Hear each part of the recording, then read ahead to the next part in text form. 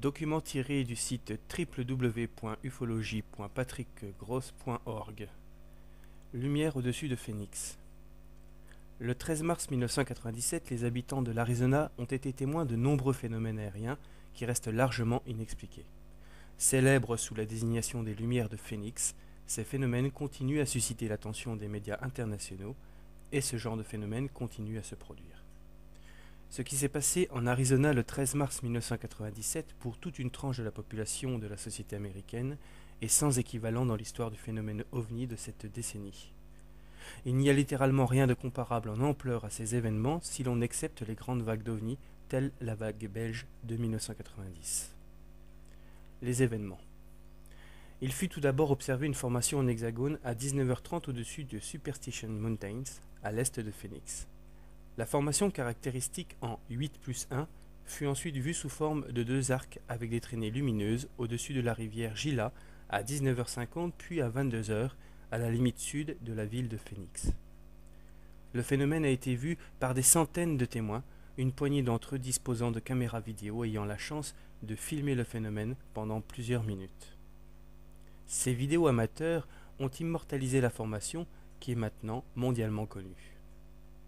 Les lumières planant en formation dans la nuit ont encore été vues cette fois en formation en V au-dessus de Rainbow Valley à 2h du matin le 14 mars 1997 et le phénomène se reproduisit enfin le 14 janvier 1998.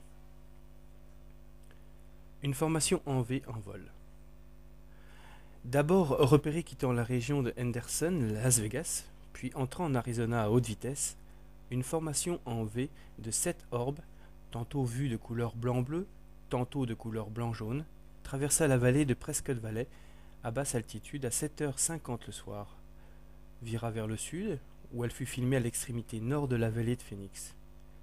Volant alors à vitesse réduite, les orbes apparaissaient alors de couleur ambrée. Elles furent vues le long de la route Intereta 10 se dirigeant vers Tucson. Elles furent vues également par les avions en approche d'atterrissage sur l'aéroport international de Sky Harbor, mais ne furent pas détectées par ces radars. Après avoir flotté en l'air pendant plusieurs minutes au-dessus d'une ville emplie de témoins en route vers le nord sur la route 10, à 65 miles par heure, la formation fut ensuite suivie par d'autres témoins dans la région de Oracle, qui décrivirent une couleur rouge-orangée, puis elle se divisa en plusieurs directions, chaque orbe semblant contourner la ville de Tucson. En de nombreux points, indépendamment de cette formation spécifique, des témoignages rapportent des orbes traversant individuellement la vallée de Phoenix, certaines se détachant puis se rattachant à la formation principale qui fut vue ensuite dans la nuit au-dessus de Phoenix. La formation plane au-dessus de Phoenix. Observée tout d'abord comme une formation en V de 5 lumières se déplaçant silencieusement en direction de la vallée de Prescott depuis le nord-ouest vers 8h15, la formation en chevron fut ensuite clairement vue comme composant un unique objet.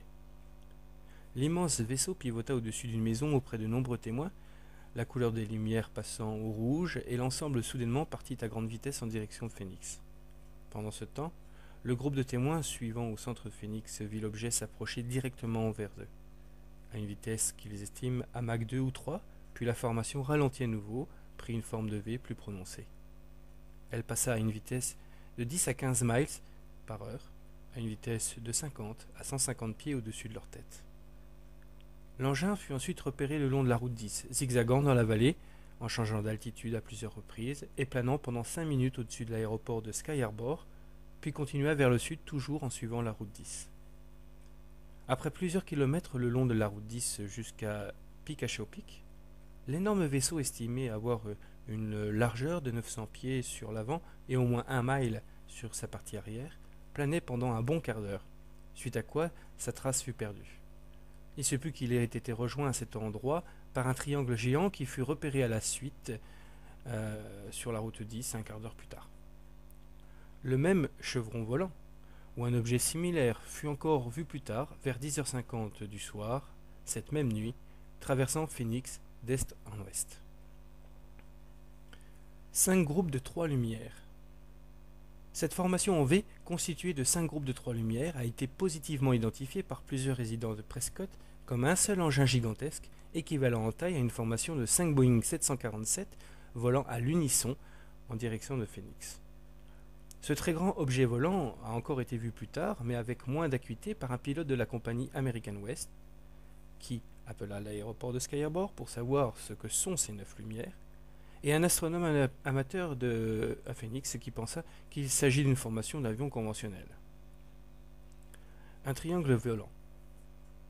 Observé avec précision par une famille à Mesa, entre 20h45 et 20h55, cet engin énorme avait une structure bien définie. On distinguait des panneaux arrangés autour des lumières à ces 3 angles et une lumière centrale plus grande. De nombreux témoins ont confirmé que l'engin volait en direction du sud-est depuis l'est de la vallée. Certains témoins ont pu voir que des sphères se séparaient, puis rejoignaient le très grand engin en divers points. À un moment, il fut même observé que l'engin lui-même se scinda en 2. C'est là le témoignage de la dernière personne qui vit l'engin se diriger vers Tucson vers 21h. Le plus grand des objets observés. Selon tous les témoignages du 13 mars, un engin absolument gigantesque fut d'abord observé de près, au-dessus du nord de Phoenix, entre 20h30 et 20h45. Plusieurs témoins clés, des promoteurs qui étudiaient la division de leur terrain, estiment que sa taille atteignait voire dépassait les 3 km d'envergure. Sa trajectoire l'amena près du sol, où il fut clairement observé qu'il portait des douzaines de phares le long de son bord, mais également des rangées de hublots au travers desquels des silhouettes de gens purent être vues. À un certain endroit plus au sud, d'autres témoins rapportent qu'ils ne virent pas le contour de l'engin, mais seulement les hublots avec les silhouettes, comme si tous les phares étaient éteints à ce moment.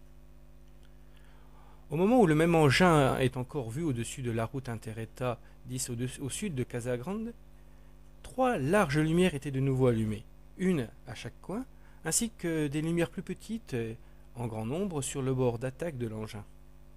Les témoins ici ont signalé que cela leur a pris 1 à 2 minutes pour parcourir la distance sous cet immense vaisseau tandis qu'il conduisait à 80 miles à l'heure.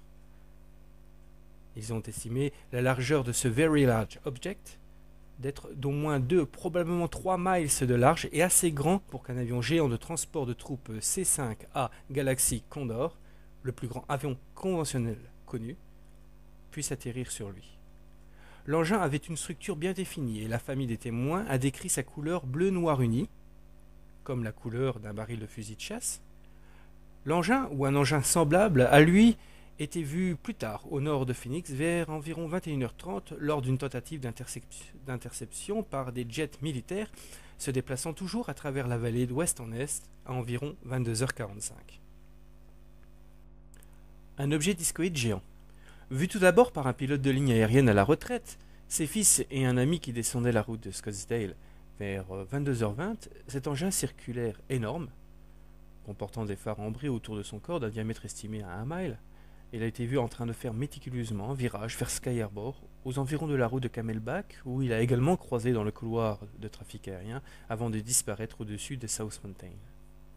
Un témoin du centre de Phoenix, également un pilote en retraite qui fut plus tard US officier de police, a corroboré, a décrit la façon dont l'OVNI reflétait les lumières de la ville sur sa partie inférieure, et ajouta que l'engin avait des proportions spectaculaires de l'ordre d'1 ou 2 kilomètres. Ce témoin a également enregistré ce qu'il a vu en vidéo depuis le toit de son appartement, mais ces bandes ont mystérieusement disparu dans ce qui peut s'apparenter à un épisode du film Men in Black. Cet engin a pu avoir été attaché à l'engin en V et avoir été caché également dans quelques modes invisibles lors de son passage entre 20h20 et 20h30. Les deux engins, ou deux engins semblables, réapparurent en juin 1998 et ont été photographiés ensemble à altitude élevée au-dessus de Phoenix par les mêmes témoins avec un appareil photo de 35 mm tout en les observant avec des jumelles. Un ensemble séparé de témoins indépendants a également rapporté l'observation d'un engin discoïde énorme plus grand que le stade Sun Devil à Azu, planant à hauteur de cimes d'arbres à la droite de l'extrémité occidentale des pistes de Sky Harbor entre 2h et 3h du matin environ, 2 semaines avant le 13 mars.